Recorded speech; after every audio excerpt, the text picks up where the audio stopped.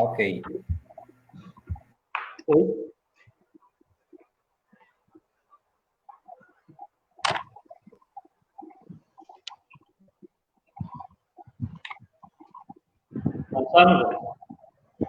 Oi? Tá me ouvindo? Tô.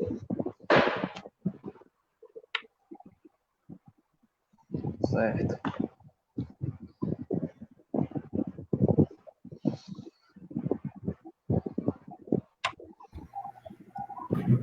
Tá no ar, viu, Samuel?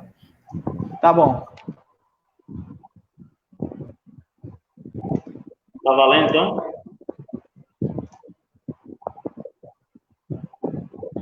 Tá ao vivo, então? Acho que já. Glórias a Deus, então. Saúdo a todos os irmãos na paz do Senhor Jesus Cristo. Também quero cumprimentar na paz do Senhor nosso auxiliar Samuel Calixto, que está conosco mais uma vez nesta quarta-feira. E também cumprimentar o nosso diácono Jonas, que sempre está nos auxiliando na técnica aqui, na mídia, cooperando conosco também nos bastidores. Que Deus abençoe. Ele que sempre fica nos bastidores, né? É bom também se ele quisesse participar conosco, seria de muito proveito. Quero também saudar na paz do Senhor o nosso pastor Jonas, cooperando conosco também nos bastidores. Que Deus abençoe. Ele que sempre fica nos bastidores, né? É bom também se ele quisesse participar conosco, seria de... Tá tendo um retornozinho aí, Samuel. Ajeitei aqui. Pronto. Amém. Também quero saudar na paz do Senhor nosso pastor Jonas, que sempre nos permite estar aqui, né? Cooperando com a igreja e com todos os irmãos que cooperam, que estão conosco a cada quarta-feira na escola bíblica. Que Deus abençoe em Cristo Jesus. Eu quero também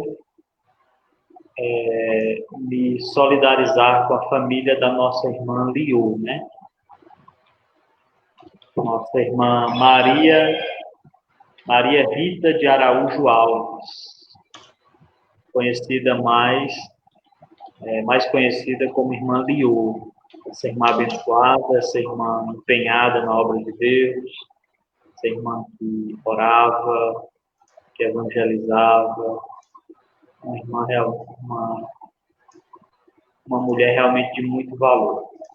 Não é à toa que no dia de hoje Deus aprove recolhê-la ao seu seio, ao seu regaço, ao seu recanto, para que ela agora goze, experimente, né, um lugar de deleites, de descanso, de maravilhas, que é o lugar de Deus. O que Deus tem preparado para cada um de nós, a todos os que confiam nele e a todos que anseiam a sua vinda, né? Glórias a Deus.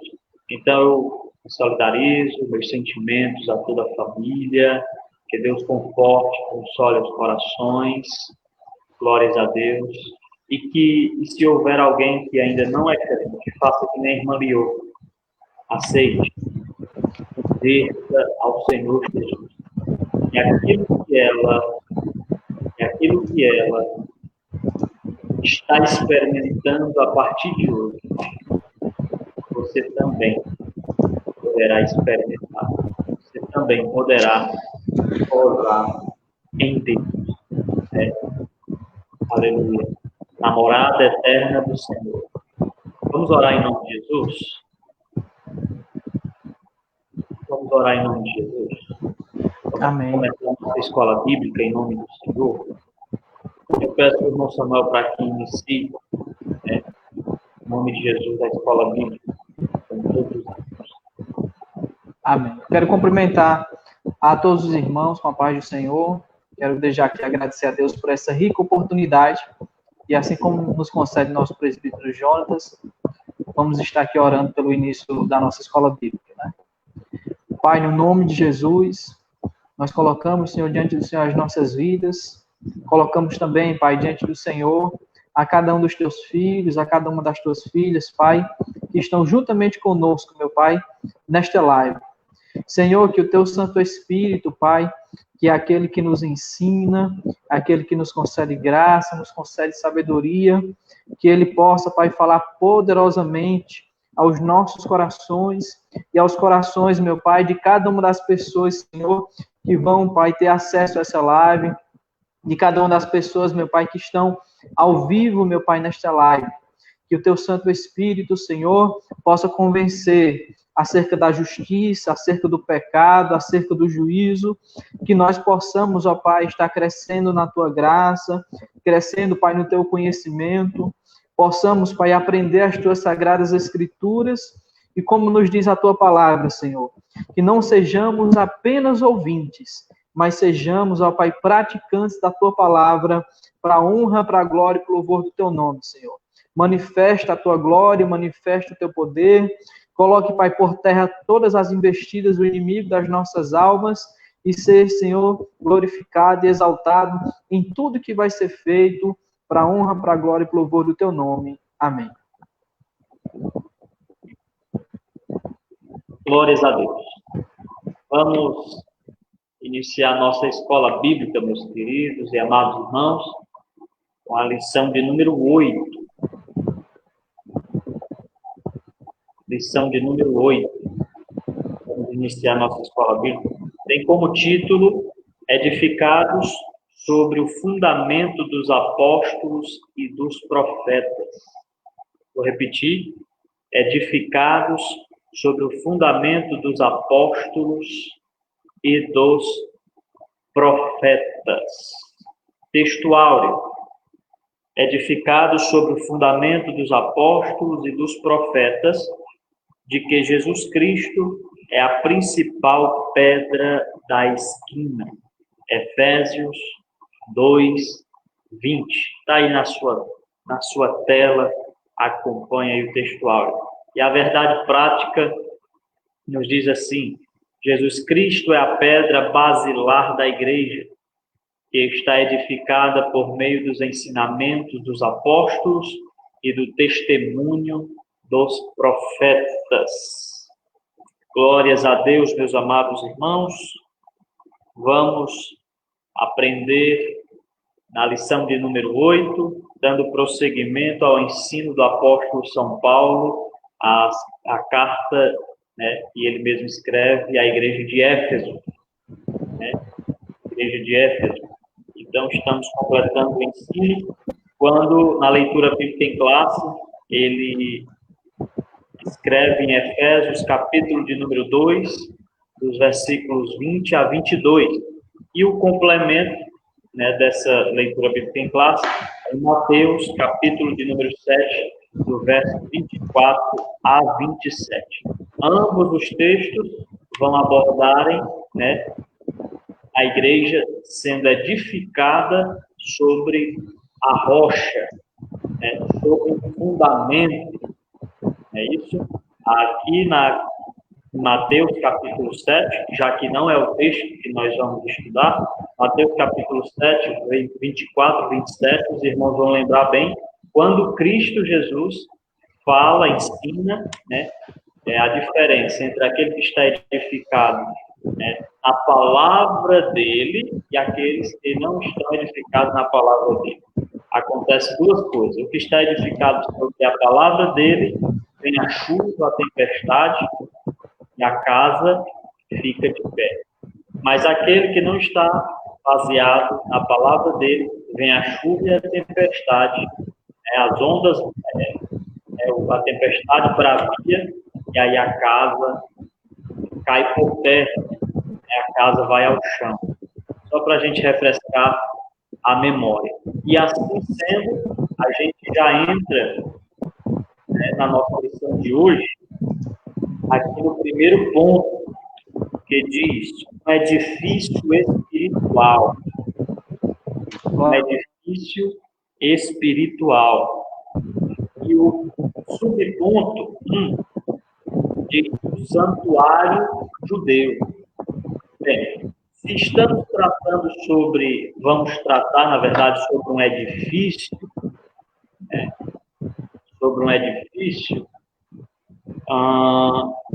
então a gente tem que pensar um edifício no Novo Testamento, diga-se de passagem, né? A gente tem que pensar como é que era esse edifício no Antigo Testamento. E aí, a gente já pode abrir aqui espaço para o nosso comentarista, né? Auxiliar Samuel Calixto. É um rapaz muito estudioso, que Deus salvou, graças a Deus, e serve muito bem a obra e a casa de Deus com o seu estudo, né, na palavra de Deus. Então, vamos abrir espaço já aqui para o nosso comentarista, já começar abordando esse ponto, um edifício espiritual, e o subponto 1 é dizendo, o santuário judeu. Como é que era, Samuel? No Antigo Testamento, como é que era esse entendimento, né? O entendimento contrário ao Novo Testamento que o apóstolo Paulo ensinou. Glória a Deus. Quero cumprimentar mais uma vez a cada um dos irmãos. Como primeiro tópico, né? Um edifício espiritual, e o primeiro subtópico, né, é o santuário judeu. E o santuário judeu é o templo em Jerusalém, que até a gente viu na lição anterior, que ele era utilizado como um símbolo, né, do exclusivismo de Israel como povo de Deus. Ele foi utilizado como símbolo porque até a gente estudou na lição anterior acerca da reconciliação que Cristo fez. E essa reconciliação que Cristo fez, como estudamos na semana passada, não foi somente a reconciliação do homem para com Deus, porque o homem ele estava afastado de Deus, estava distante do Senhor por conta do pecado, mas também o Senhor, quando ele morreu na cruz, ele reconciliou judeus e gentios. A gente estudou semana passada que existia uma inimizade entre judeus e gentios, exatamente por conta, né, deste santuário, porque os judeus, eles estabeleceram, né, uma parede de separação. Os gentios não tinham acesso a esse santuário. Eles poderiam contemplar a beleza do santuário, a grandeza do santuário, né? Mas existia uma parede de separação. Inclusive, a gente estudou semana passada que tinha um pátio que era exclusivo para os gentios, que é até chamado de pátio dos gentios. Então, os gentios eles não tinham acesso a esse santuário, porque os judeus estabeleceram uma barreira, uma parede de inimizade. E aí eles foram proibidos de acessar o templo por conta dessa inimizade que existia entre os dois, né? Qual foi a pergunta que o irmão Jonas fez? Justamente a diferença, né? A gente vai tratar sobre esse santuário no Novo Testamento, que é o que Paulo ensina na sua carta aos Efésios, que é a carta que estamos estudando nesse trimestre, justamente em detrimento ao santuário antigo, né? Ao santuário antigo. Ou seja, se vamos ver o santuário novo, como é que era o santuário antigo, do Antigo Testamento? Justamente isso que você estava falando. Pois é, então existia essa divisão, né? Por conta de um orgulho por parte dos judeus. E o santuário antigo é interessante que só quem entrava nele, né, só quem entrava era o sumo sacerdote, né, uma vez no ano, e para ele poder entrar era necessário que ele oferecesse sacrifício não somente por ele, por conta dos pecados dele, porque ele era por conta de suas fraquezas e tal, mas ele precisava também oferecer sacrifícios pelos pecados do povo. E a palavra de Deus nos diz que o único que era capaz de entrar nesse santuário, que quando ele chegasse ali no lugar, no Santo dos Santos, no lugar santíssimo, né, que ele ia ter um encontro com a glória de Deus, com a Shekinah de Deus, com o poder de Deus, isso só acontecia uma vez por ano, né? Já hoje não. Hoje a gente vai ver aqui durante o transcorrer da lição que esse santuário, hoje, é o corpo do crente. A palavra de Deus vai nos dizer que nós somos templo e morada do Espírito Santo de Deus. Então, antigamente existia, né? Aliás, existe esse santuário, né? O templo em Jerusalém, e no lugar santíssimo, do Santo dos Santos, era onde o Senhor se revelava a sua glória, o seu poder, onde ele manifestava a sua Shekinah. E hoje, né, fazendo uma comparação do santuário do Antigo Testamento para os dias de hoje esse santuário somos cada um de nós. Cada crente, ele é um santuário, ele é um templo, né, e morada do Espírito Santo. Comentário aí muito bem abordado pelo nosso irmão Samuel. Falando já, os irmãos podem acompanhar na revista. Se não tem a revista, eu deixei já algumas quartas-feiras atrás, para você acessar pelo teu celular, pelo notebook, no grupo da igreja, né? Revista, e você pode procurar a lição de número 8. Você vai observar que o subponto 1 vai falar sobre o santuário judeu, que o Samuel falou. O santuário judeu era o quê? O espaço físico. Primeiro, o tabernáculo de Moisés, ou seja, madeira, peles de animais, né, linho fino, ou seja, essa era a construção e outras coisas mais, né, os elementos da construção do santuário. E, posteriormente, o templo. Né? O templo físico em si, né? De tijolo da época, né? Com seus utensílios, objetos que Deus tinha já revelado a Moisés e tudo mais. Né? Isso físico.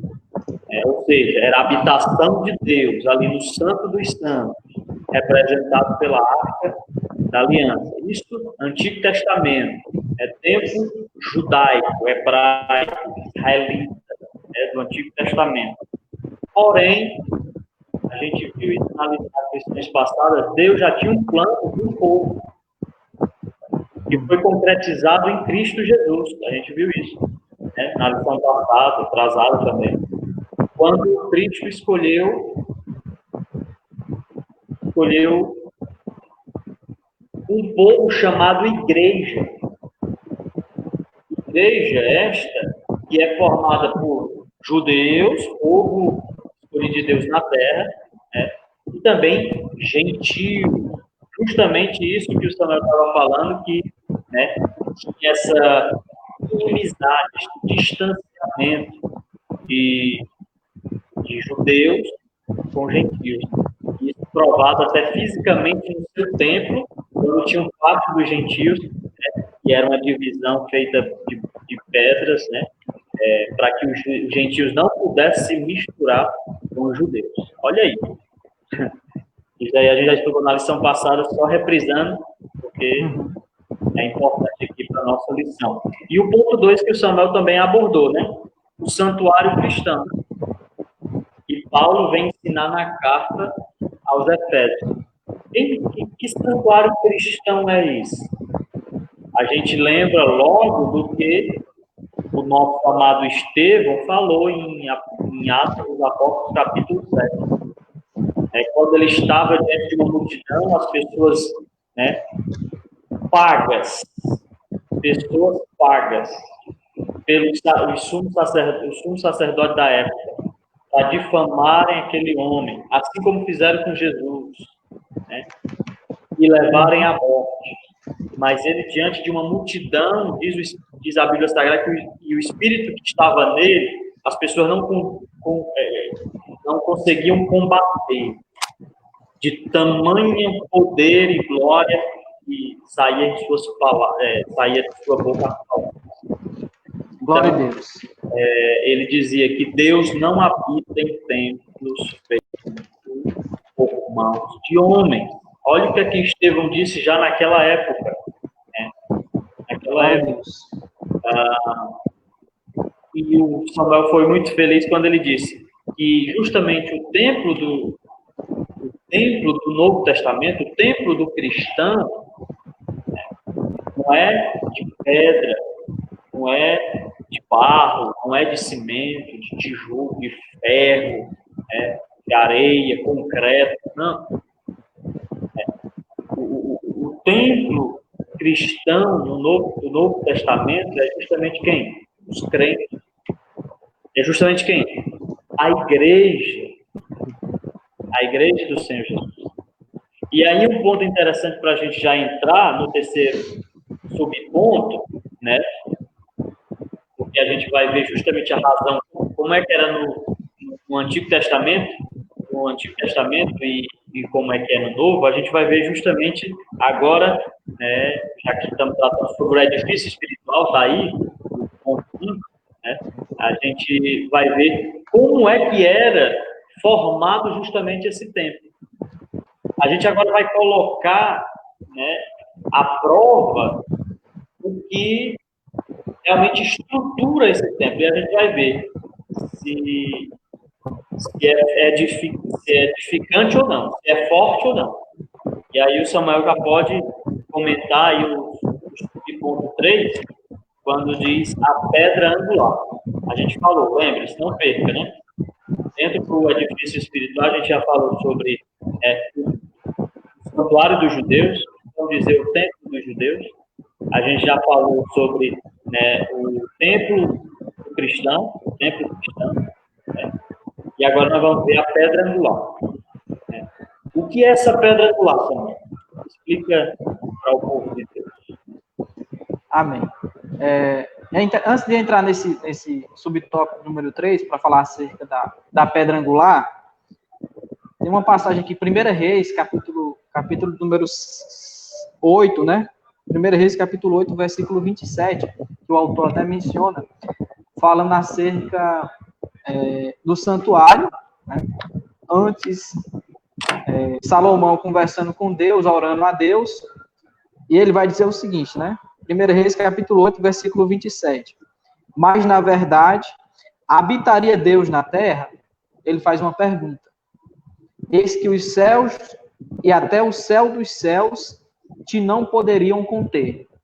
Ele conversando com Deus, ele fala isso para Deus. Ele faz uma pergunta, ele diz, mas, na verdade, habitaria Deus na terra?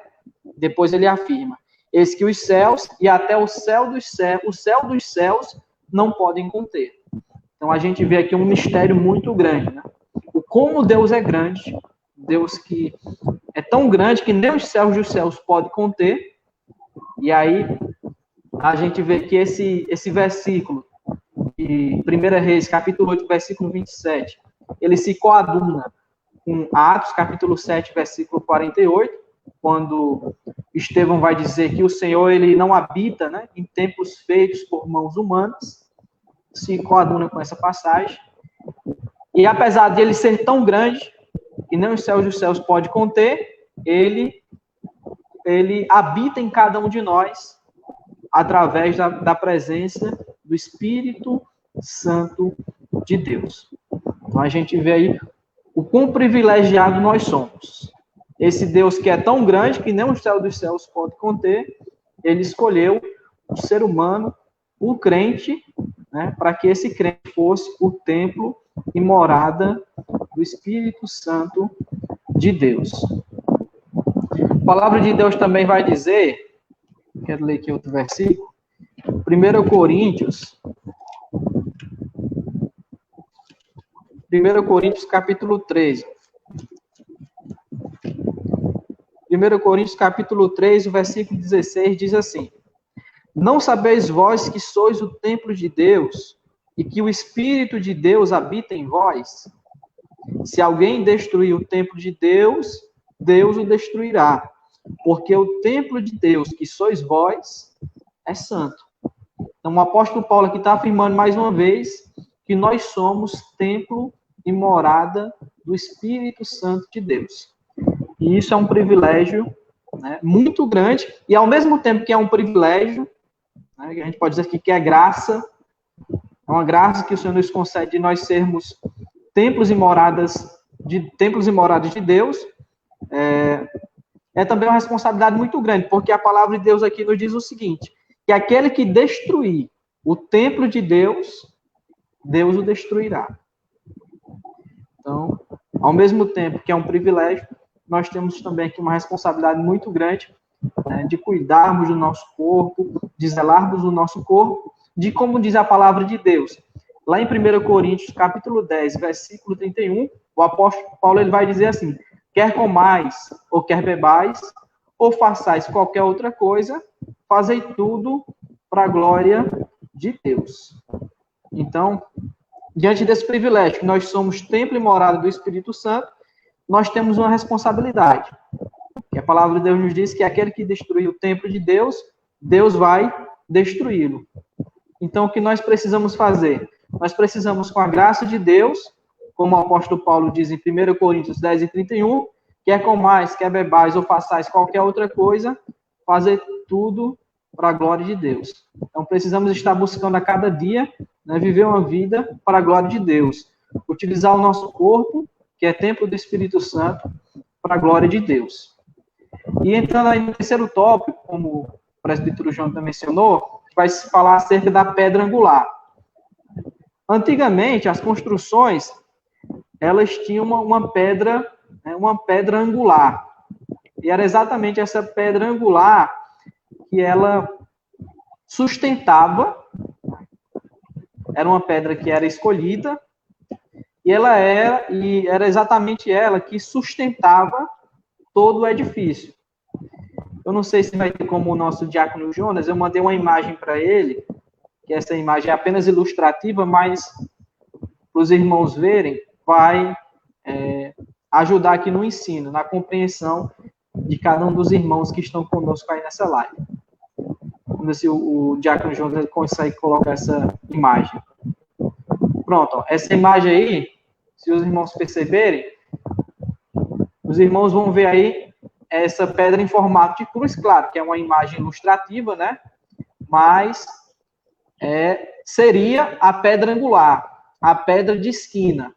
Era uma pedra que era escolhida, e é exatamente essa pedra, ela seria a pedra fundamental daquela construção, que sustentaria toda aquela construção.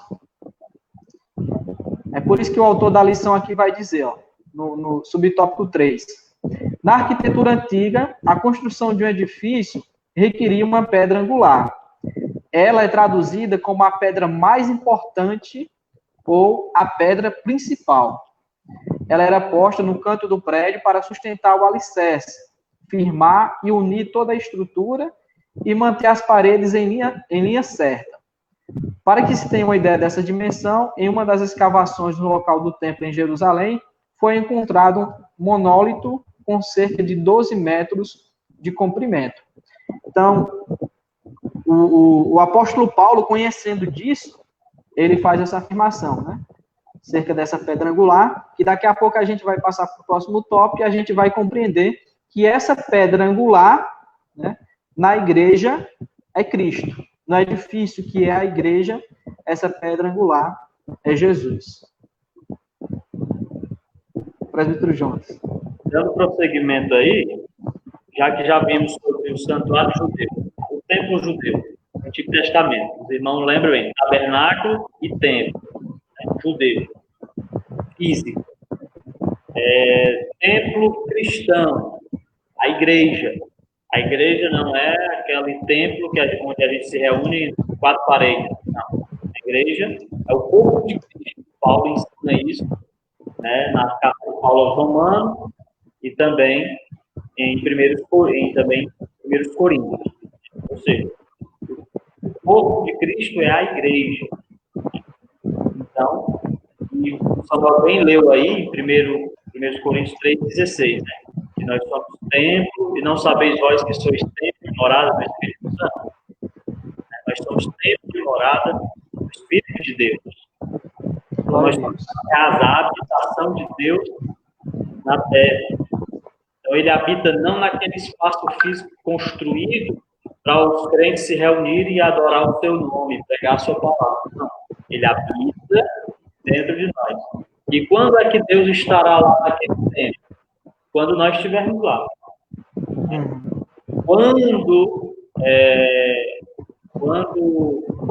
Quando os crentes saírem, ele não vai permanecer ali, ele vai conosco. Ele vai com cada crente para a sua casa. Tem até um hino aí do J. Neto, que diz, né? Quando eu cheguei aqui, meu Senhor já estava. Bem, só se for o crente atrasado, né? Porque o crente chegou lá, porque chegou no culto atrasado, porque os crentes já estavam lá adorando a Deus e reunidos, né? Aí quando eu cheguei aqui, meu Senhor já estava. Agora, se eu sou o primeiro a chegar, não, Deus chegou comigo. Eu estou levando Deus. E Deus está me levando, né? Para onde eu estou indo adorar o seu nome e pregar a sua palavra, né? Então, nós somos a habitação, a casa de Deus. Mas no Antigo Testamento, Samuel falou aí, né? E existia uma pedra angular. E essa pedra angular, ou essa pedra de esquina, existe em todas as construções, principalmente no tempo antigo. Hoje, quando a gente vai, né, falar sobre uma construção do templo, se chama, né, o lançamento da pedra fundamental. Né? O lançamento da pedra fundamental, que vai ser aquela pedra, o ponto de partida de todo o edifício. Né? Se entende por isso. Ou seja, ali vai ser a sustentação, o sustentáculo, né? O fundamento de todo o prédio, de todo o edifício que vai ser construído ali, naquele local.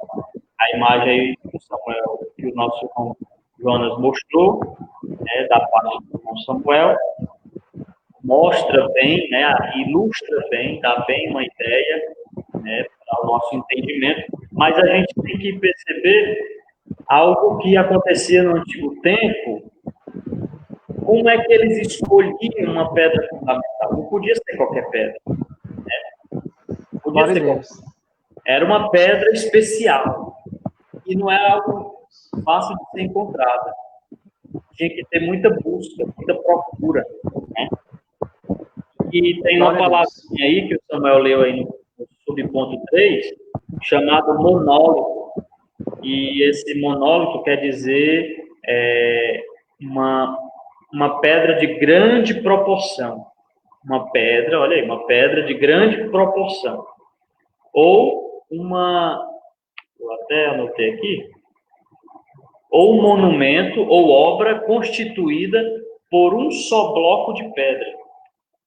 Não podia ser várias pedras, era um bloco de pedras único, gigantesco. Ou seja, um exemplo é uma montanha. Uma montanha que é constituída por uma mesma pedra, né? Não é fragmentada, ela é uma mesma pedra única, né? Apesar de ter suas camadas, quem estuda aí geografia e tudo mais, mas é uma pedra única, ela não tem divisórias, ela não tem rachaduras, né?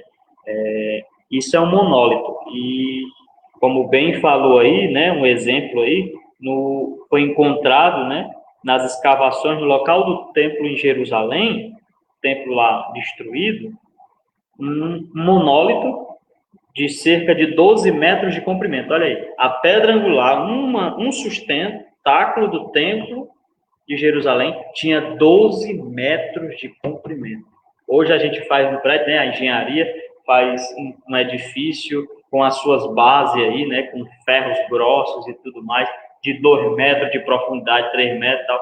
Mas aí eles escolhiam uma pedra especial, né, uma única pedra de 12 metros de comprimento ou mais, né, dependendo aí. Já pensou? Vários homens carregando um bloco de pedra, um único, não é que você fragmenta e depois junta, é um único bloco de pedra de 12 metros de comprimento. Imagine aí, quantos homens para carregar um negócio desse, né?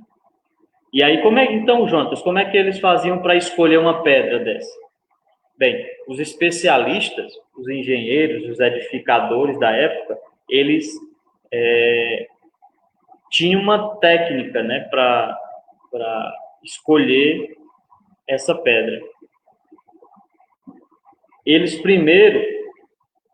pegavam uma pedra angular, um pedaço de uma pedra angular e fazia tipo um machado, né, tipo um martelo com aquela pedra. Por quê? Porque era uma pedra muito dura, uma pedra muito forte, né? Uma pedra, vamos dizer assim, quase que indestrutível. Então, quando ele suspeitava de um monólito ou de um grande bloco de pedra, né, de rocha, o que é que eles faziam? Eles pegavam esses martelos de pedras angulares que eles já tinham usado em outras construções e eles começavam a bater nela. Se essa daqui vai ser uma pedra angular, vamos ver se ela vai ser essa pedra angular agora. Então, eles subiam na montanha, na rocha, e começavam a bater com toda a sua força, né? Dando marteladas e mais marteladas na pedra. E quando eles, né, todos cansados, né, e paravam de bater, diz, realmente ela não se quebrou, ela ficou indestrutível, ou ela se destruiu. Então, já caiu no primeiro processo, né, e vamos atrás de outra, porque não passou pela prova. Então, o primeiro processo eles batiam com uma pedra angular, com uma pedra fundamental, né, para saber se ela aguentava realmente o tranco, né? Se ela passasse pelo primeiro processo, eles iam para o segundo processo. Eles pegavam galhos secos, cobriam a rocha toda de galhos e depois ateavam fogo na rocha, né, nos galhos. E toda a rocha que estava coberta de galho, ela ficava inflamada com fogo, ardia, queimava, né, com fogo. E quando o fogo assim se apagava, que eles viam que realmente a pedra estava quentíssima, eles iam observar se ela tinha rachado, trincado, né, se desfarelava, né? E se observasse que não tinha acontecido isso, né, que ela realmente estava lá ainda de pé, indestrutível, então eles iam para o terceiro ponto. E o terceiro ponto era o quê? Já que estava quente, eles pegavam água, bastante água, e jogavam em toda a rocha, em toda a pedra, e acontecia um choque térmico, né? Estava quente, recebia água fria, acontecia um choque térmico. Se após receber a água, ele observasse que ela não quebrava, não trincava, não rachava, então eles consideravam como uma pedra angular, uma pedra de cima, uma pedra fundamental para uma boa construção, né? Glória a Deus. E aí, em cima desse subtópico 3, a gente já passa para o subtópico 4. O Samuel já explicou bem que é a pedra angular. A gente deu esse exemplo como é que eles escolhiam, né, no Antigo Testamento, no mundo antigo, né, uma pedra de construção propícia para receber um edifício. Então, a gente já entra aqui no quarto subponto, que é Cristo, a pedra fundamental.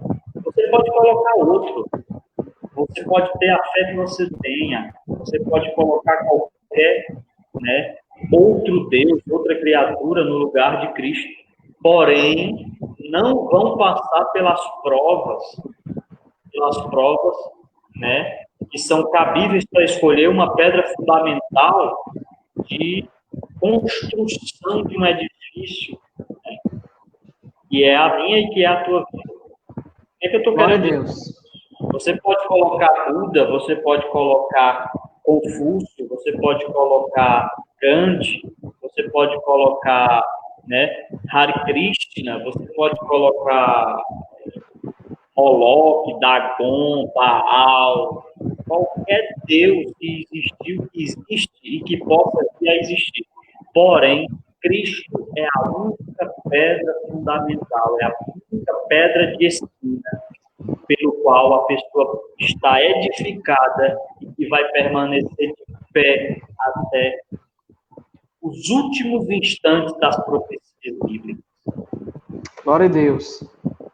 Cristo Jesus, ele é a pedra, muito bem falada, rejeitada, mas rejeitada porque os edificadores não conseguiram ver o seu potencial. Não é porque ela realmente se quebrou, é porque eles não enxergaram o potencial que essa pedra tinha. Por quê, Glória a gente? Deus. Vocês lembram que o primeiro passo para saber se uma pedra é angular ou fundamental, eles subiam com um machado de pedra esquina, uma pedra angular de uma construção antiga, e começavam a bater nela, e batiam, e batiam, e batiam, e batiam até se cansar, e viam que aquela pedra não se quebrava. Assim também foi com Cristo Jesus. Observe aí. Aí você pode colocar o Deus que você quer. Coloque Allan Kardec aí no meio, coloque o seu ídolo, Michael Jackson, Madonna, sei lá quem você segue, gosta, Maria, sei lá, quem você escolher aí. Mas olha aí, a única pessoa que se aplica nesse ensinamento, Jesus Cristo, ele foi ridicularizado. Jesus Cristo foi humilhado. Jesus Cristo foi acorrentado. Jesus Cristo, ele foi julgado. Jesus Cristo, ele foi surrado em seu rosto. Jesus Cristo, ele foi chicoteado. E o chicote era conhecido pelos romanos como azorraia. E cada chicote tinha 12 pontas. A gente viu isso já. E cada ponta tinha ossos e metais, ou seja, objetos perfurantes, que quando tocava na pele, na carne de Jesus, dilacerava a sua carne. Ou seja, Jesus foi chicoteado, Jesus foi surrado com aquela pedra que os construtores, para saber se aquela pedra era angular, era de esquina, era fundamental para uma construção. Eles faziam, batiam para saber se ela se quebrava. Sabe de uma coisa? Jesus passou pelo primeiro passo, o primeiro processo, sem ter um lado, sem reclamar, sem se quebrar, sem desfalecer, sem desistir. Então, você passou pelo primeiro passo. Opa! Qual outro que passou por esse passo também? Maria? Foi Michael Jackson? Foi Buda? Foi Confucio? Foi Allan Kardec? Nenhum deles. Nenhum. Mas Jesus Cristo, ele passou. Aleluia. Ele passou pela prova da surra, da chicotada. Lembra do segundo processo? Enchiam a pedra de galho e aí ateavam fogo, deixavam super quente. Sabia que Jesus também passou pela prova de fogo?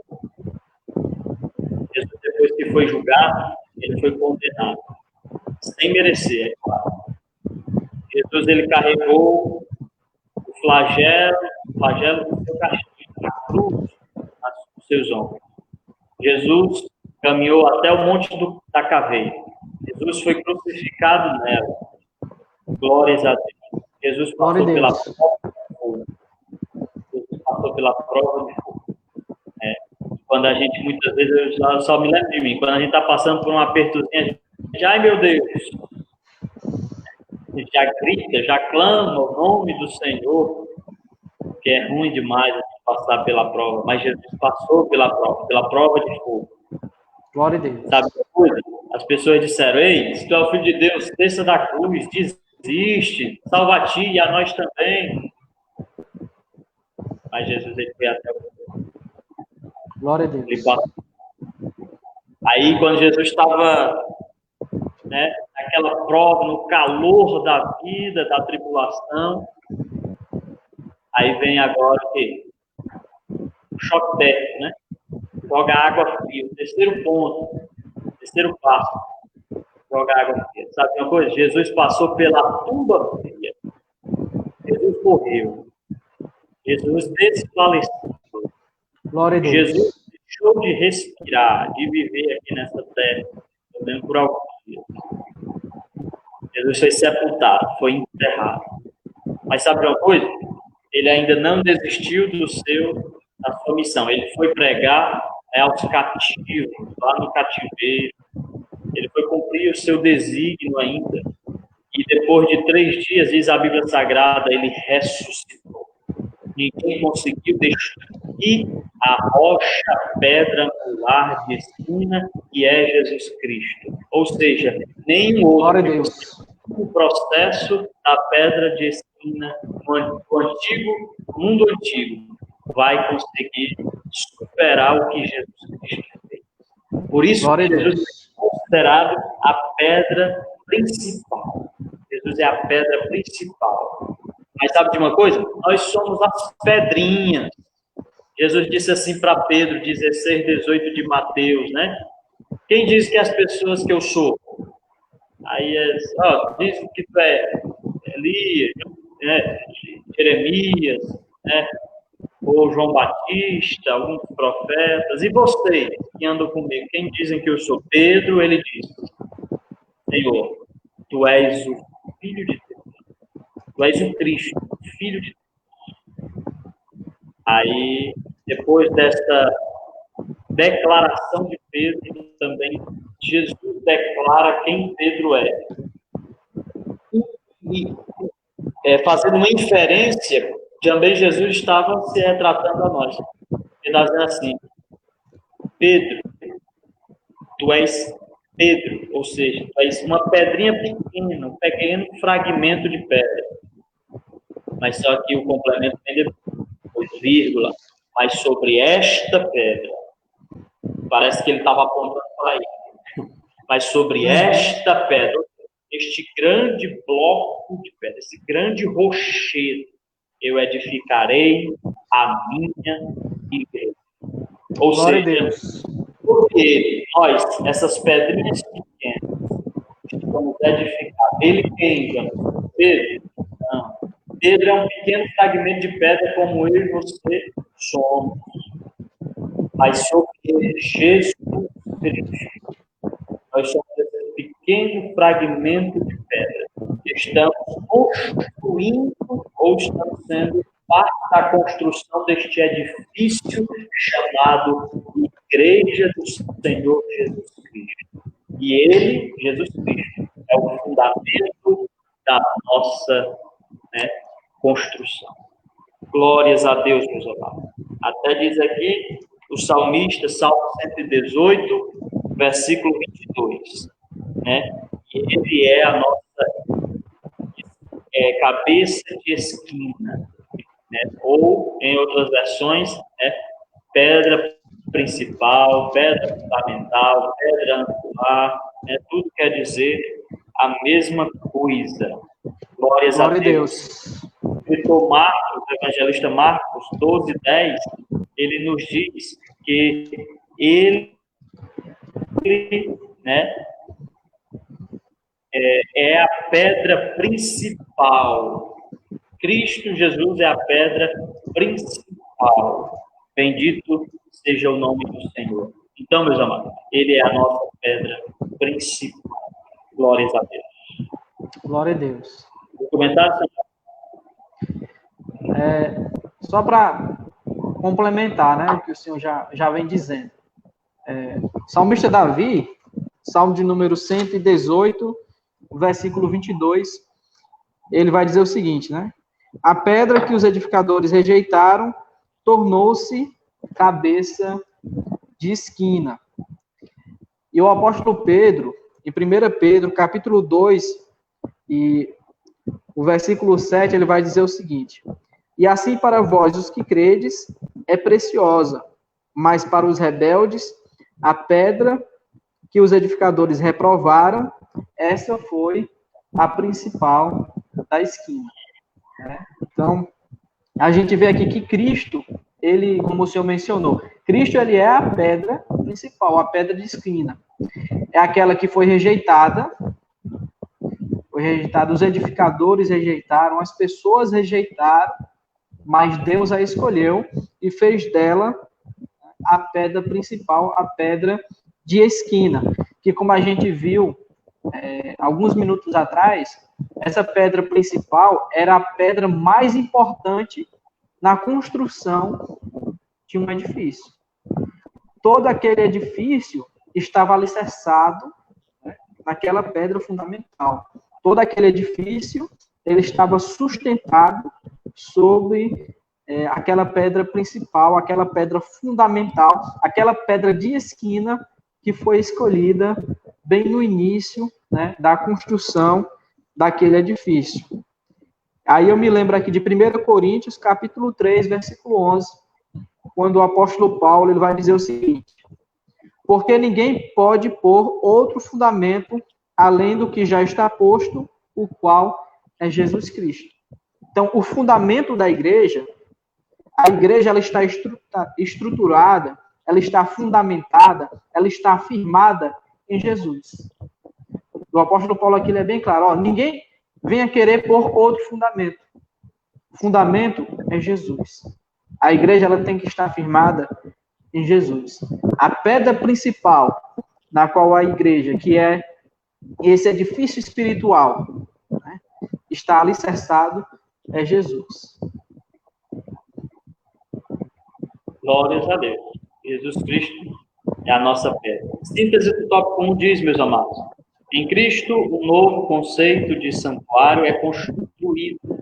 Os crentes são comparados a um edifício espiritual, onde Cristo é a pedra fundamental. Os irmãos vão lembrar bem disso, justamente em 1 Coríntios, capítulo 3, né? Quando diz lá que nós somos edifícios, somos lavoura de Deus, somos edifícios do Senhor, né? Então, os irmãos lembram muito bem dessa passagem bíblica. Ponto 2, o fundamento. Que fundamento é esse que estamos falando, então, né? Sabemos que esse fundamento é Cristo, mas esse fundamento está baseado em quê? Né? Então, o fundamento, apóstolos e profetas. Eita, então quer dizer que o fundamento da igreja é os apóstolos e os profetas? Como é que se explica isso? Que razão é essa? Né? Vamos justamente ver isso, né? Para que não fique nenhuma dúvida e os irmãos compreendam. Então, diz aqui, o conceito, o primeiro subponto, o conceito de apóstolo. Vamos ver justamente isso. Daqui eu quero logo adiantar, o Samuel ele vai registrar esse ponto. Quero só adiantar que isso daqui é uma figura de linguagem. O que é figura de linguagem? São questões em português, da língua, né, que muitas vezes a gente usa, aqui realmente não está se referindo diretamente àquilo. Né? A gente diz que, por exemplo, eu estou lendo Machado de Assis. Eu quero dizer que eu estou lendo um livro que Machado de Assis escreveu. Isso é uma figura de linguagem. Eu vou ler Machado de Assis. Não, vou ler o livro que ele escreveu. Então, quando a gente diz aqui, ó, que o fundamento, né, é apóstolos e profetas, quer dizer isso? Será que o nosso fundamento está em apóstolos e profetas? Né? Não diretamente, né? E aí a gente vai ver justamente o conceito de apóstolo. Conceito apóstolo. Quem são apóstolos na Bíblia? Pois é, o autor da lição aí, ele vai trazer que essa palavra apóstolo, né, apóstolo ou apóstolos, no grego, ele é usado para enviado ou mensageiro. Apóstolo significaria aquele que é enviado, o mensageiro. E a gente vai ver nas Sagradas Escrituras que os evangelistas, né, os evangelhos sinóticos, Mateus, Lucas, Marcos, eles vão identificar como apóstolos os discípulos de Jesus. Os discípulos de Jesus são apóstolos. foram aqueles que Jesus escolheu para que eles pudessem serem enviados exatamente como como mensageiro das boas novas de Jesus, como mensageiros dos ensinos de Jesus, como mensageiros da doutrina de Jesus. E eles foram também, esses apóstolos, eles foram o quê?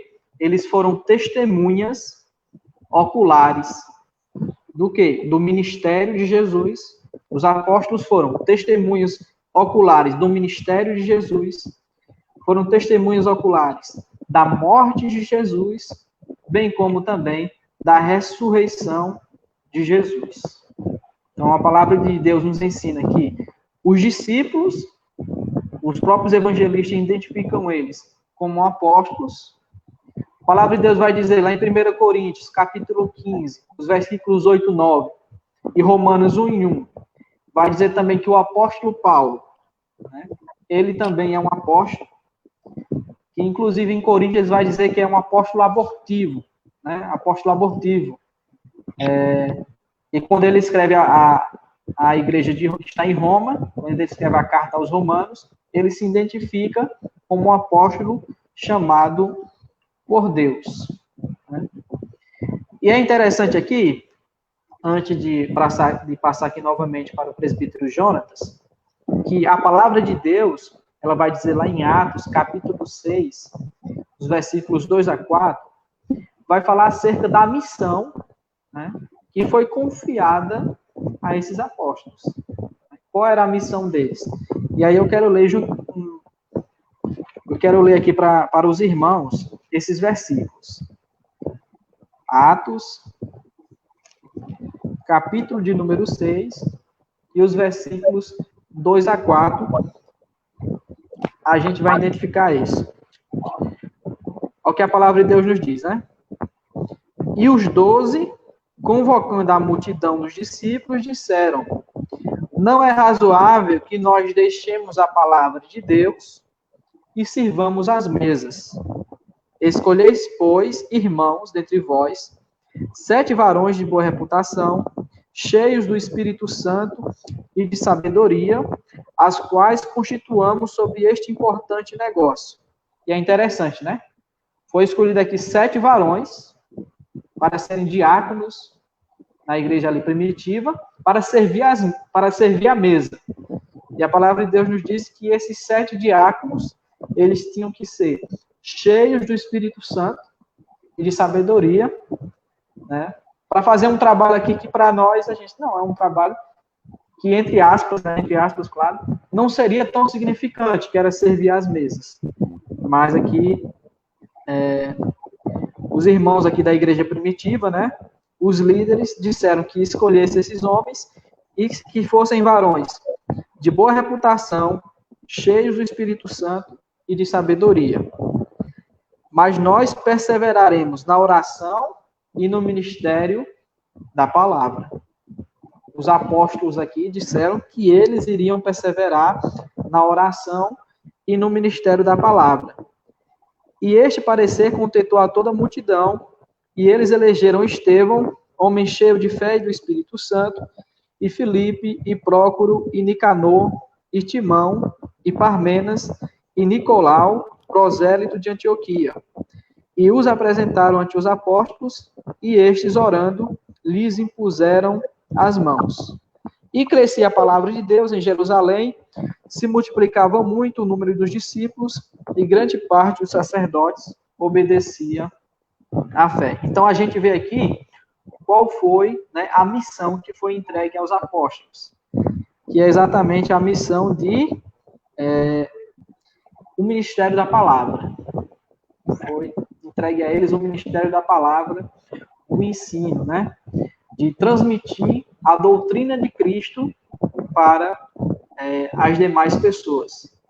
E é interessante que quando ele fala acerca aqui do ministério da palavra, ele diz, nós vamos perseverar na oração e no ministério da palavra. A palavra de Deus é algo tão importante, Deus prima tanto por sua palavra, que antes da palavra, ele colocou a oração. O Senhor está dizendo aqui que aquele que ministra, que aquele que prega, né, que aquele que ensina, aquele que transmite a sã doutrina, ele tenha uma vida de oração. Ele persevere em oração para transmitir essa sã doutrina. E eu lembro aqui de conselhos que o apóstolo Paulo vai dar ao seu filho Timóteo, seu filho na fé Timóteo, quando ele diz assim para Timóteo, eu acho que é lá em 1 Timóteo, capítulo 4, versículo 16, ele diz, tem cuidado de ti mesmo e da doutrina. A doutrina é tão importante e o apóstolo Paulo falou isso para Timóteo. Tem cuidado de ti mesmo e também da doutrina, porque fazendo isto, salvarás não somente a ti mesmo, mas também aqueles que te ouvem. Então, é este ministério, o ministério da palavra, do ensino, né, de transmitir a doutrina que Jesus ensinou a cada um desses apóstolos, né, essa é a missão que os apóstolos têm. Glórias a Deus. E um entendimento bem profundo, né? Acerca daquilo que está sendo ensinado. Não temos tempo para discorrer. Tem alguns pontos aqui que o Samuel abordou, o Samuel falou, que pode ficar um pouco, não porque ele não explicou, mas porque os irmãos podem ter dúvida, né? Ou seja, a questão também dos apóstolos. Quem é apóstolo? Os apóstolos são justamente aqueles que viram Jesus, ouviram Jesus, aprenderam com Jesus, andaram com Jesus, viram os milagres de Jesus e viram sua morte. Opa, aí fica uma dúvida. E Paulo? Né? Mas ele vem dizer, ele declara, eu sou um apóstolo abortivo. Que é algo abortivo, fora do tempo. Ele é um apóstolo fora do tempo.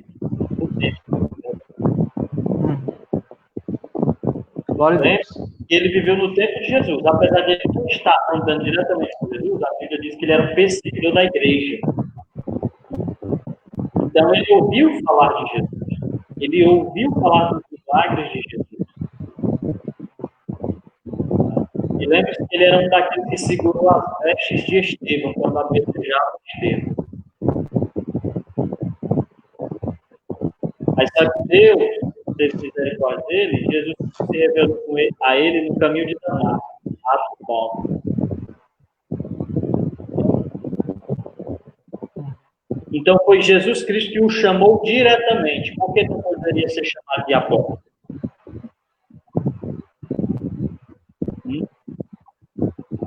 Ele diz à igreja de Corinto, olha, o que eu recebi do Senhor, isso vos ensinei. E na noite em que Cristo foi... aquilo que ele recebeu de quem? Não foi de Pedro, nem de João, nem de Tiago, de Jesus. Então, ele também recebeu do Senhor Jesus, diretamente. Glória a Deus. Quem é você que me persegue? Quem? Persegue quem? É o Senhor. Quem está falando? Sou aquele a quem você... É interessante porque... como a gente vai estar vendo aqui, né? Que a igreja, ela não está fundamentada, como o senhor bem falou no início. Não é nos apóstolos. Não é nos apóstolos e nem é nos profetas. É na doutrina, no ensino dos apóstolos e doutrina e ensino este que foi transmitido por quem? Por Jesus. Então, não é nos apóstolos, nem nos profetas, mas é na doutrina e nos ensinos que eles receberam de Jesus. Com certeza. E aí, fica essa questão e a gente está justamente aqui esclarecendo. Então, por isso que o apóstolo São Paulo é conhecido como apóstolo também. 12 eram os apóstolos. Escolheram um ali na sorte na oração, né? Tiraram sorte entre dois. Foram Matias e José.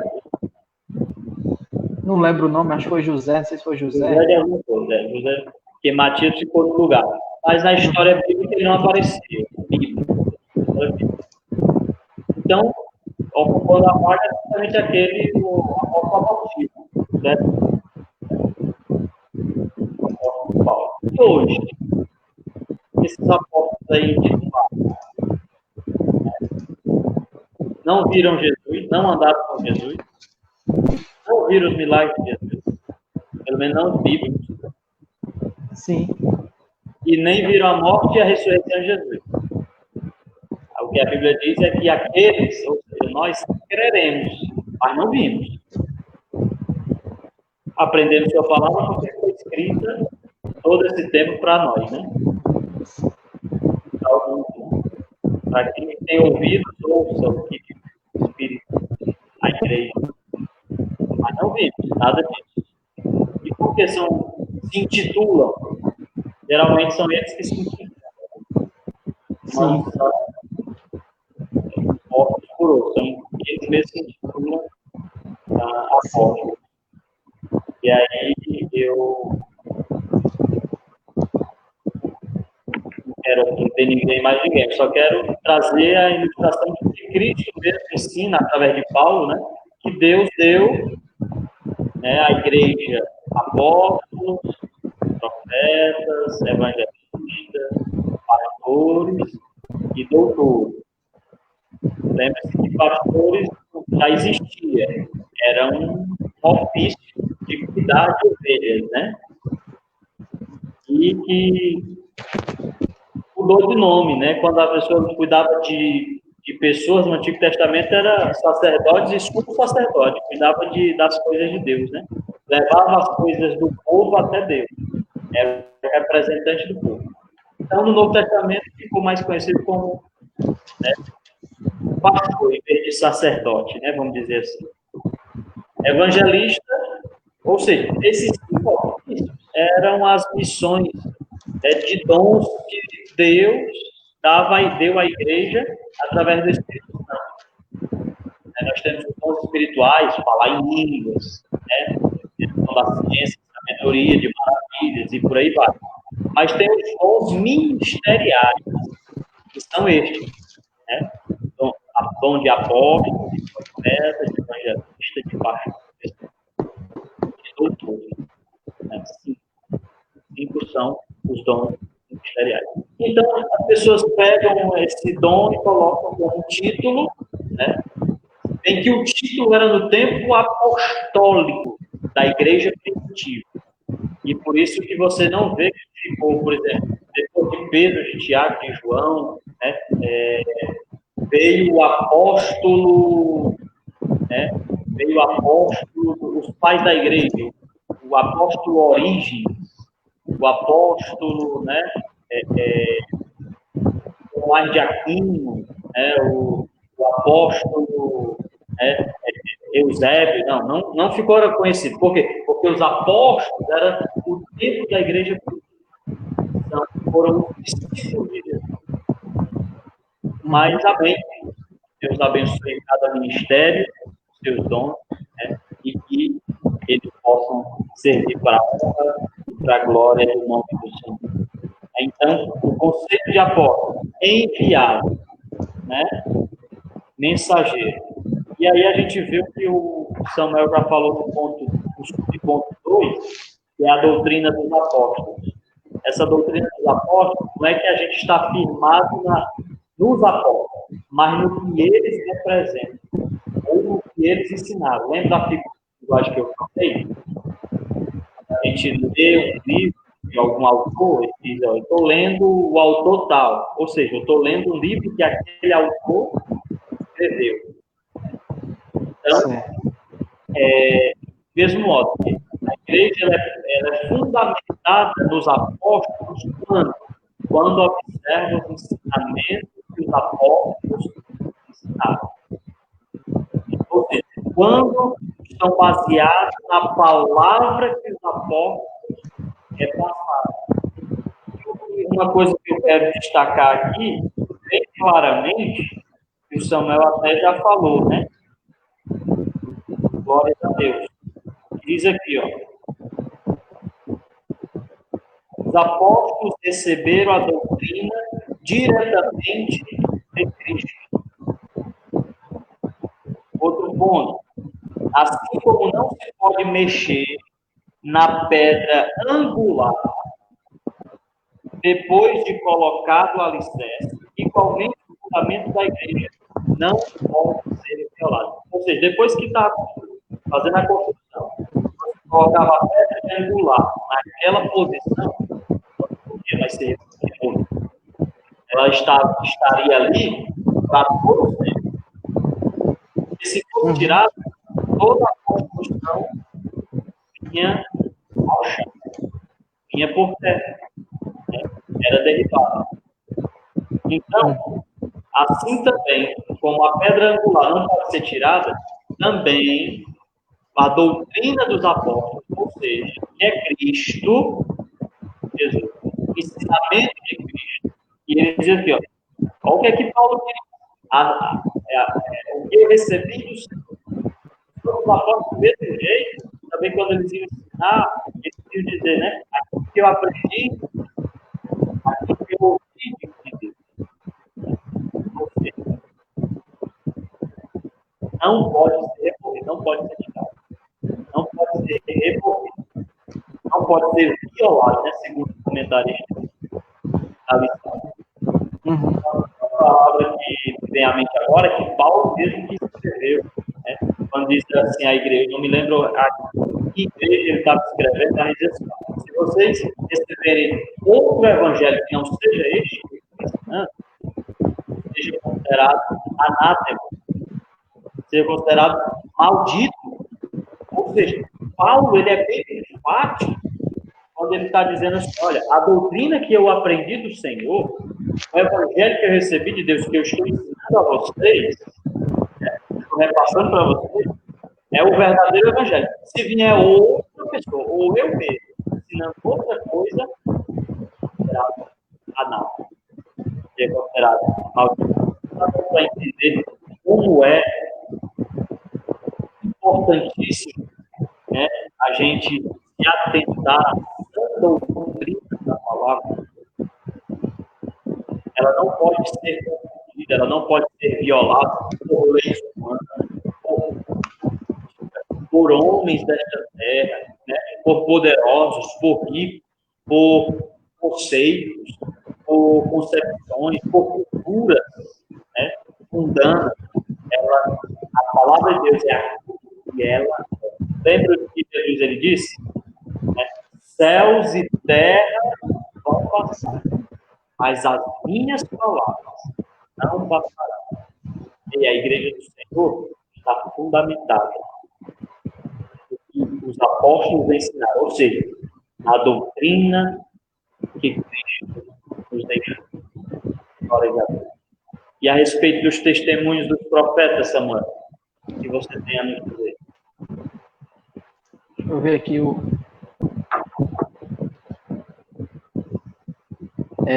só para complementar, para a gente não demorar muito aí nesse último subtópico do ponto 2, eu marquei aqui uma passagem bíblica, em 2 Pedro, capítulo de número 1, e o versículo 21 vai dizer o seguinte, ó, sobre o testemunho dos profetas. Porque a profecia nunca foi produzida por vontade do homem. Porque a profecia nunca foi produzida por vontade de homem algum. Mas os homens santos de Deus falaram inspirados pelo Espírito Santo de Deus. Então, essa profecia é exatamente essa aqui que o apóstolo Pedro menciona, né? Que homens santos de Deus, eles falaram inspirados pelo Espírito Santo de Deus. E é interessante que essa palavra aqui, inspiração, significa o quê? Significa Deus soprando, né, no ouvido destes homens. Traz a ideia também de o salva-vida, quando vai salvar a vida de uma pessoa, que ele faz aquele procedimento de... Estou lembrando aqui, está fugindo o nome, como é o nome? Boca a boca. Boca a boca, isso. Então, Deus falou, soprou no ouvido destes homens. Soprou as suas palavras, aquilo que ele queria, né, que eles escrevessem. Então, eles foram inspirados pelo Espírito Santo de Deus. E é exatamente nesta profecia que a igreja ela tem que estar fundamentada. O apóstolo Paulo, quando ele fala a Timóteo, 1 Timóteo, capítulo 3, a partir do versículo 14, ele vai dizer o seguinte: Tu, porém, permanece naquilo que aprendestes, e de que fostes inteirado, sabendo de quem tens aprendido, e que desde a tua meninice sabes as sagradas letras. As sagradas letras aqui são o quê? São as escrituras sagradas, né? Que podem fazer-te sábio para a salvação pela fé que há em Cristo Jesus. Toda a escritura divinamente inspirada. Então, essa profecia aqui é a escritura divinamente inspirada pelo Espírito Santo de Deus, que foi escrita por homens santos de Deus. Toda a escritura divinamente inspirada é proveitosa para ensinar, para redarguir, para corrigir, para instruir em justiça, para que o homem de Deus seja perfeito e perfeitamente instruído para toda boa obra. Então, essa profecia, o apóstolo Paulo diz aqui, né? Inspirada, ela tem toda essa capacidade, né? Ela é proveitosa para ensinar, para redarguir, para corrigir, para instruir justiça, para que o homem de Deus, e o homem de Deus aqui, tanto o homem como a mulher de Deus, seja perfeito, né? E perfeitamente habilitado para toda boa obra. Então, a igreja ela está fundamentada não somente no fundamento dos apóstolos, na doutrina dos apóstolos, né? Mas também nesta profecia que foi dada aqui pelo Espírito Santo de Deus a homens santos de Deus. Glórias a Deus. Os irmãos, só não confundam, só para exemplificar aqui, não confundam. Deus e a Bíblia Sagrada trabalham com graduação de revelação e não com retrocesso. Então, os irmãos observam, quando a gente lê aqui que o fundamento da igreja está nos apóstolos e nos profetas, a gente tem que logo pensar profetas, querer remeter ao ofício de profetas do Antigo Testamento. Daniel, Jeremias, Isaías, Abacuque, Sofonias, Zacarias, Malaquias, não. Se fosse assim, diria primeiro profetas e apóstolos, porque primeiro estão os profetas da antiga lei e os apóstolos, né, que está na nova lei, no Testamento. Mas quando a Bíblia vai falar de apóstolos e profetas, não está se referindo a esses profetas, né, tendo retrocesso ao ofício antigo do Antigo Testamento. Não, está falando justamente do dom profético, do dom, né, espiritual, ministerial. Né? A Bíblia diz. Por isso que o Samuel bem falou aí na questão, né, que, primeiro, a igreja está baseada no fundamento, que é Cristo, que é o Evangelho, a doutrina, né, que tem os apóstolos, os ensinamentos apostólicos, né, e profético. Esse profético não tem a ver com aquele ofício da antiga lei. É o profético com o ministério, né, que vem com a revelação e inspiração do Espírito Santo, e esta só está única e exclusivamente na Bíblia. Inspiração é Bíblia. E hoje, uma pessoa, quando ela é tomada pelo Espírito Santo para trazer profecia, revelação, ela está inspirada? Não. Cessou quando a Bíblia foi encerrada. Ela ali foi tomada no momento do poder, do Espírito Santo para trazer uma mensagem, uma revelação, a uma pessoa, a igreja, ao mundo, né? A inspiração é exclusivamente bíblica. Glória a Deus. Glória a Deus. E ficou para os santos que a escreveram. Né? Naquele momento, depois também perderam toda a inspiração. Né? A inspiração. Ficou registrado agora na palavra de Deus. Então, não confunda esses profetas com a antiga lei, né? Com o Antigo Testamento. Profetas na nova lei, dom, ministério, inspiração bíblica. Glórias a Deus. Vamos lá. Tópico 2. A igreja está edificada sobre a pedra angular, que é o próprio Cristo. O seu fundamento é a doutrina dos apóstolos e o testemunho dos profetas bíblicos.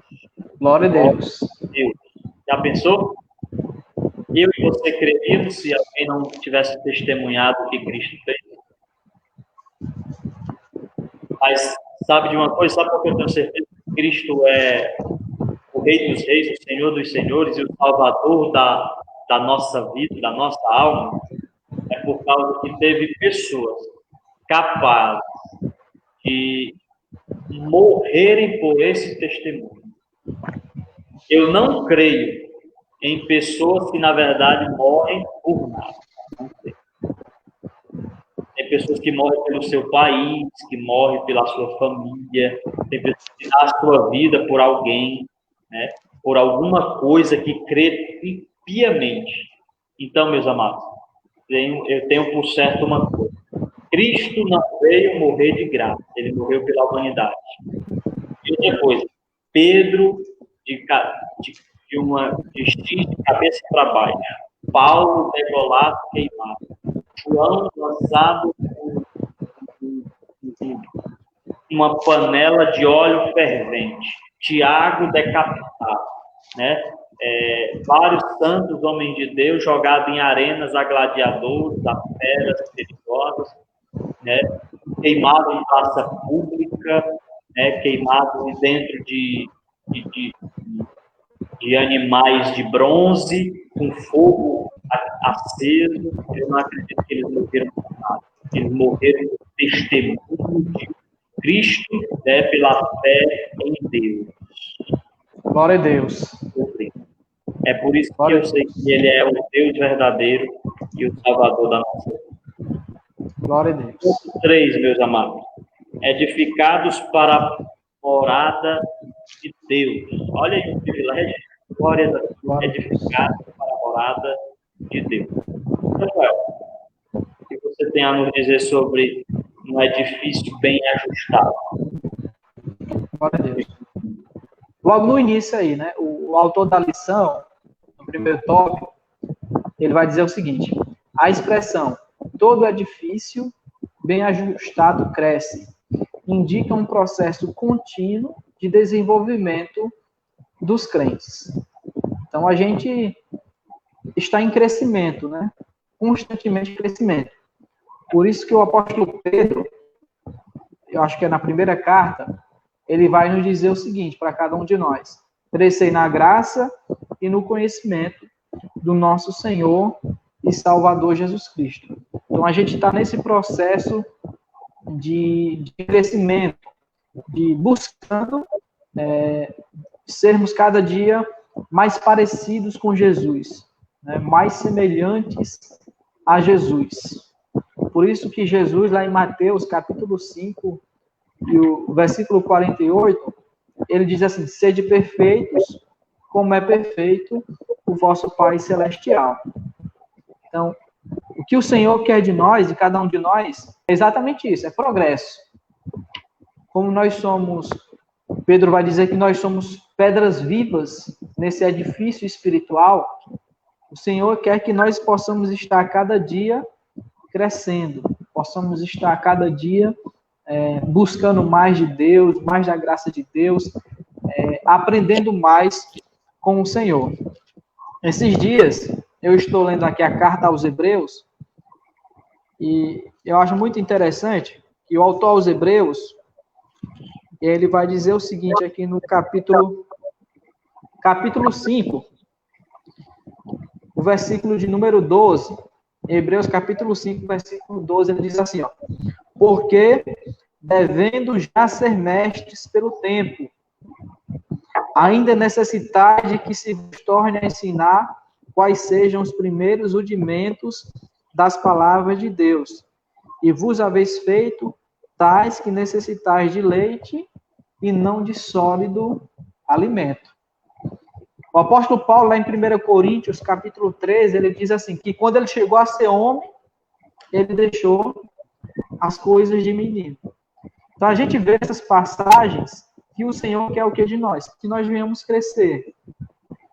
Que nós venhamos deixar de ser apenas meninos espirituais, que se alimentam apenas do leite espiritual, e que nós possamos, com o passar dos anos, vir a se alimentar de algo mais sólido, de termos novas experiências com Deus, de nos alimentarmos cada vez mais da palavra de Deus, da nossa comunhão com Deus, para que sim, possamos assim sermos cada vez mais instrumentos nas mãos do Senhor, sermos mais e mais bênçãos, né, na vida das outras pessoas. Porque o autor dos Hebreus diz aqui, ó, vocês já deviam ser mestres.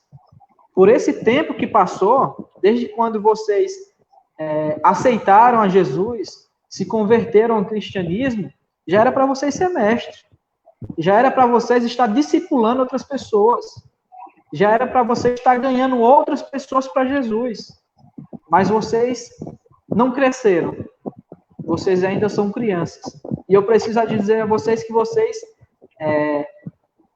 não estão necessitando de um alimento sólido, mas vocês necessitam ainda de um alimento de leite, do alimento mais simples, porque vocês não cresceram. E o que o Senhor deseja de nós é que nós possamos estar crescendo, mas como nós estávamos comentando aqui há poucos minutos, crescendo como? Crescendo firmados em Cristo, né, que é o nosso fundamento, alicerçados na doutrina dos apóstolos, né, e também no testemunho dos profetas. O Senhor quer que nós estejamos crescendo, mas fundamentados na palavra. Né, um crescimento com qualidade. E esse crescimento só acontece com qualidade se for um crescimento na palavra. Por isso que a palavra de Deus ela é tão importante. Por isso que é tão importante que nós possamos estar a cada dia buscando mais de Deus, aprender a palavra de Deus, para que nós possamos, sim, né, futuramente, sermos mestres. Eu sei que Jesus ele disse assim, que não é bom que todos desejem ser mestres, né? Não é bom que todos desejem ser mestres, porque quem é mestre vai ser cobrado mais. Mas é preciso que nós venhamos estar crescendo no Senhor, buscando aprender demais de Deus, porque a igreja precisa de mestres. A igreja precisa de líderes.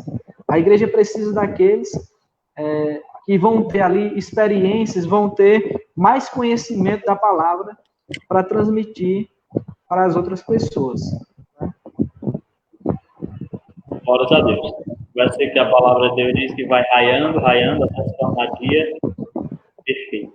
Assim como a nossa irmã liou hoje, se tornou um dia perfeito. Né? Ela está iluminada pelo brilho sol do Senhor Jesus Cristo. Ali agora é perfeição pura, e nós ainda estamos ainda em perfeição. Né? É verdade. Então, meus amados, subponto 2, templo santo do Senhor. Quando o apóstolo São Paulo ele vai nos ensinar na sua carta aos Efésios, né? Capítulo 2, do verso 20 ao verso 22, ele vai usar um termozinho para templo, no grego, chamado naon. Glória a Deus. É um recinto interior, recinto, né? Bem interno, né? O mais interno, você sabe a divisão tanto do tabernáculo quanto do templo, tinha um pátio, tinha o lugar santo e o lugar santíssimo. Então, essa palavra naon vai se referir ao lugar santíssimo, ou santo, onde justamente se encontra, né, do sumo sacerdote com Deus. É no lugar mais interior. E o que isso significa, então? Bem, que nós é que somos agora o templo do Espírito Santo. No lugar mais interior, nós agora temos alguém morando lá, alguém habitando lá. E lá está o nosso encontro verdadeiro. Glória a Deus. Com o nosso Deus. Né? No lugar santo. Nós somos o lugar santo de Deus. Glória Agora, a Deus. já foi dito, volto a repetir, que Deus não habita em templos feitos por mãos humanas. Ou seja, Deus habita onde? Em cada um de nós. Né? Na sua nova criação, como o apóstolo São Paulo diz em Coríntios 5:17. Né? Nós somos agora nova criação de Deus. Então, quando ele nos fez nova criatura, agora ele preparou o ambiente, a casa, para a gente, ou, na verdade, para receber um morador muito digno. E agora não estamos mais sozinhos, né? Não estamos mais sozinhos. Então, nós somos templo santo no Senhor. E para concluirmos, Samuel aí abordando, né, morada do Altíssimo, completando justamente todo esse entendimento, toda a lição que hoje foi abordada, uma lição maravilhosa, morada do Altíssimo. Glória a Deus. O autor da lição, nesse último subtópico, ele vai dizer o seguinte: no Antigo Testamento, a expressão morada de Deus fazia alusão ao tabernáculo e depois ao templo israelita, como até o Senhor mencionou no início da lição, né? Indicava o lugar de habitação permanente e de comunhão íntima. Como já vimos, o crente tornou-se templo santo do Senhor. Isso indica que Deus habita em nós por meio de seu Espírito. E que tal afirmação ratifica o ensino apostólico de que Deus não habita em templos feitos por mãos de homens. Ele reside individualmente dentro de cada cristão, bem como no corpo inteiro de crentes, a igreja formada por judeus e gentios. Então, essa morada do Altíssimo, nos dias de hoje, é cada crente. Cada crente, como a gente viu no início da lição, ele é templo e morada do Espírito Santo de Deus. Que privilégio. Esse é um privilégio muito grande. Imagine aí, a gente pode ter, morando em nós, aquele que é o Criador de todas as coisas. Aquele que tem todo o poder. Aquele que disse, haja luz, e houve luz. Aquele que é tão grande que o sábio Salomão, ele diz, Deus é tão grande que nem o céu dos céus pode conter Deus. Mas ele habita em mim e em você. Aí me expliquei como isso acontece, Samuel. Rapaz, eu não consigo lhe explicar, mas eu creio. Eu tenho certeza, eu tenho convicção que Deus habita em mim. E Deus, ele habita em cada um daqueles que creem. Em cada um daqueles que abriu o seu coração para ele. Deus vai fazer morada. É isso que Deus quer fazer. Deus quer fazer morada na vida do ser humano. Como diz aqui o autor da lição, né? Deus quer o quê? Deus quer um lugar de habitação permanente e de comunhão íntima com o ser humano. Deus quer essa comunhão com o ser humano. Deus quer que o ser humano permita, né, que ele more em cada um de nós. Só basta, para que isso aconteça, que ele venha abrir o seu coração. Porque, como diz aqui a palavra de Deus, né, em Apocalipse, capítulo 3, versículo 20, que apesar de passar aplicada a uma igreja, a igreja de Laodiceia, mas se aplica também aos nossos ouvintes, aqueles que são amigos do Evangelho, aqueles que ainda não fizeram a sua decisão para Jesus. A palavra de Deus diz, Apocalipse, capítulo 3, versículo 20, né? Jesus dizendo, eis que eu estou à porta e bato. Se alguém ouvir a minha voz e abrir a porta, entrarei em sua casa e com ele cearei e ele comigo. Então, esse é o convite de Jesus. Você que entrou aí nessa live, você que está nos ouvindo, Jesus, ele quer cear com você. Jesus, ele quer ter um lugar de habitação permanente e de comunhão íntima com você. Você pode ser a morada do Deus Altíssimo. Basta tão somente que você venha entregar a sua vida a Jesus. Venha aceitar Jesus como Senhor e Salvador da sua vida. E aí você vai poder usufruir dessa verdade tão maravilhosa, de que cada ser humano, ele é templo e morada do Espírito Santo de Deus. E aí, para encerrar, eu digo o que eu falei no início, que é um privilégio nós sermos templo e morada, sermos morada do Deus Altíssimo, mas ao mesmo tempo é uma responsabilidade muito grande. Porque a palavra de Deus diz que aquele que destruiu o templo de Deus, Deus vai destruí-lo. Então, precisamos buscar viver uma vida que agrade a Deus. Usarmos o nosso corpo para a glória de Deus. A palavra de Deus diz, quer comais, quer bebais, ou façais qualquer outra coisa, fazei tudo para a glória de Deus. Aleluia. Glórias a Deus. Mais uma lição se encerrando, meus amados irmãos. Glória a Deus. Número 8, edificado sobre o fundamento dos apóstolos e dos profetas. Tenho certeza de uma coisa. Deus te escolheu para viver grandes coisas. Deus te escolheu e te deu um fundamento para a tua vida. E o fundamento é a doutrina santa da palavra de Deus. E o testemunho do Espírito. Creia e Deus vai te abençoar poderosamente.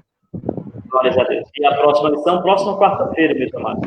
Estaremos na lição número 9, com o título O Mistério da Unidade Revelada.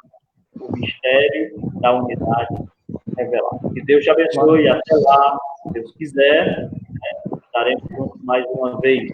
Mais uma vez, console a família da nossa família. E queremos agora fazer um apelo todo especial. Se você que não está ouvindo esta live, não é crente ainda, Cristo, ele te ama e Cristo quer te salvar. Deus pode te tocar agora, aonde você está, não importa o país, não importa o lugar, Deus ele pode te salvar, salvar a tua alma, salvar os teus pecados e escrever o teu nome no livro da vida, para você também poder ter direito ao céu. Se assim é o seu desejo, logo após estaremos orando a Deus, apresentando a tua vida. Você só diga, confesse com a sua boca, eu quero aceitar a Jesus como Senhor e Salvador da minha vida. Tiago Jonas, algum aviso, algum comentário, alguma questão para colocar nesse encerramento dessa live? Está com você.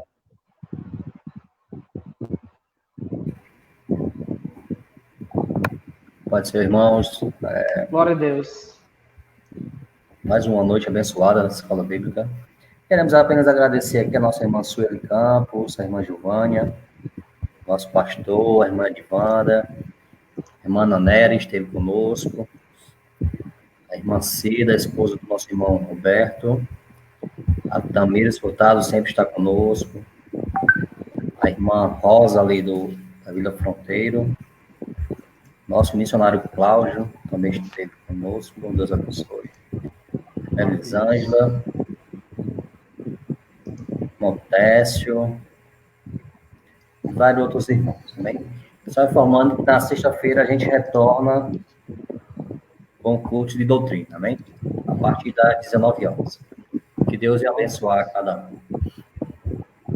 Amém. Glórias a Deus. Estaremos orando agora e apresentando a sua vida ao Senhor. Glórias a Deus. Quando a pandemia passar, você que está aceitando a Jesus, procura uma igreja. Vá a um templo, como diz, evangélico, para você se apresentar ao pastor, dizer que aceitou a Jesus e adorar a Deus também com a igreja. Tá bom? Deus te abençoe. Em nome do Senhor. Oremos, Senhor Deus e Pai, Deus de Glória a maravilha. Deus. Senhor, te agradecemos por este momento. Te agradecemos, meu Pai, por esta escola bíblica, este ensinamento, tua palavra, pela fé, Senhor. O Senhor, ó Deus, tem mantido aquecida em nossos corações. Pai amado, eu te apresento tua noiva, tua eleita, tua igreja. Que o Senhor a fortaleça, que o Senhor a preserve, Senhor. Ó Deus, Jesus, Pai. espírito tão mal, que o Senhor Glória a guarde, Deus. seja, ó Pai da glória. Em nome do teu Filho, eu te peço em nome de Jesus. Senhor, meu Deus, ponha, Senhor, tua mão poderosa sobre nós. Guarda, Senhor, o teu povo no mundo inteiro. Pai, em especial aqui no Brasil, ó Pai, Glória a no Deus. Ceará e também, Senhor, na cidade de Milagres. Deus da glória, que o Senhor, Pai, venha agir poderosamente, fazendo com que, Senhor, ó meu Deus, ó Pai amado, a economia se abra, comércio Em nome de seja Jesus. reativados. Senhor, Glória a igrejas Deus. estejam prontas para receber, Senhor, os feridos, os machucados, de alma, de espírito, Pai amado, de mente, de coração. Glória a Deus. Senhor Em amado, nome de Jesus, que o Pai. povo esteja Abençoa, preparado Jesus. para levar a tua palavra, para levar a tua semente, para levar, Senhor, oh meu Deus, a tua salvação, Senhor, aos que estão desgarrados, aos que estão perdidos, Senhor, neste mundo. Tenha de compaixão, Senhor, meu Deus, do mundo inteiro. Pai, tenha de compaixão, Senhor, do povo brasileiro. Tenha de compaixão, Senhor, do povo de Milagres. Em nome do teu Filho, Senhor. Senhor, ó Pai, venha abençoar o pastor da igreja, sua família. Pai amado, venha abençoar o corpo de obreiros da tua casa. Venha abençoar, Senhor, o grupo de mocidade, de crianças, Senhor, de senhoras. Meu Deus, cada irmão, cada irmã, Senhor. E também te apresento, ó Pai, a família da nossa irmã, Senhor, que está enlutada. Pai, Em nome de Jesus, Pai. vidas e corações. Que o Senhor Glória a abençoe, Deus. Senhor, ó Pai, aquela família. E se eu porventura Em houver nome alguém de Jesus. converte, salva, Senhor, assim como tua filha, Senhor, é salva. Meu Deus e Pai, eu te apresento este agora, ou esta, que está se entregando a ti. Em nome de Jesus. Misericórdia, salva. Glória a Deus. Tem de misericórdia, Senhor. Meu Deus, converte os seus corações. Pai, que eles se arrependam dos seus pecados. E que assim, meu Pai, possa, Senhor, ter os seus nomes escritos no livro da vida. Pois é no nome do teu Filho que eu te peço, Senhor. Fica conosco. Dá uma noite abençoada. Pai amado, pois é por tudo isso que eu te peço e eu te agradeço. Amém. E graças a Deus. Glória a Deus. O amor de Deus, nosso Pai, a graça, a paz de nosso Senhor e Salvador Jesus Cristo, a comunhão, as consolações e o poder do Espírito Santo, seja com todo o povo de Deus, quantos creem na vitória, digo amém. Amém. Glória a Deus. Uma boa noite, a paz do Senhor.